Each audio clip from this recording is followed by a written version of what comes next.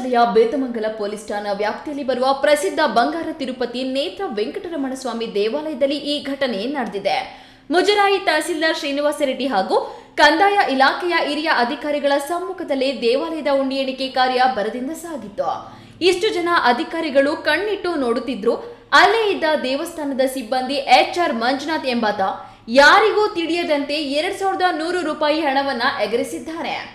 ಆದ್ರೆ ಅರಸನ ಕಣ್ಣು ತಪ್ಪಿಸಿದ್ರು ದೇವರ ಕಣ್ಣು ತಪ್ಪಿಸಲು ಸಾಧ್ಯವಿಲ್ಲ ಎನ್ನುವ ಗಾದೆಯಂತೆ ಈತನ ಕೈಚಳಕ ದೇವಾಲಯದ CCTV ಕ್ಯಾಮೆರಾದಲ್ಲಿ ಸೆರೆಯಾಗಿದೆ.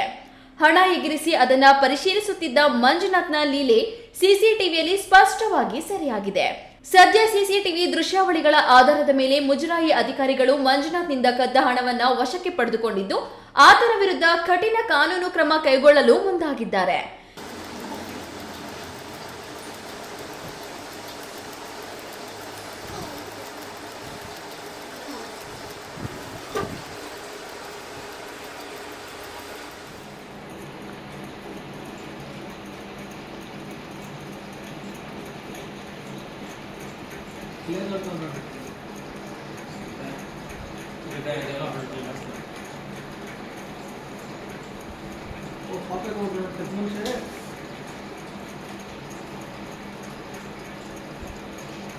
ಇನ್ನು ದೇವಾಲಯದ ಇಒ ಮಂಜುನಾಥ್ ನೀಡಿರುವ ಮಾಹಿತಿ ಪ್ರಕಾರ ಈ ಬಾರಿಯ ಉಂಡಿ ಎಣಿಕೆಯಲ್ಲಿ ಮುಖ್ಯ ಉಂಡಿಯಿಂದ ಬರೋಬ್ಬರಿ 13 ಲಕ್ಷ ರೂಪಾಯಿ ಹಾಗೂ ಅನ್ನದಾಸೋಹ ಉಂಡಿಯಿಂದ 53,000 ರೂಪಾಯಿ ನಗದು ಸಂಗ್ರಹವಾಗಿದೆ.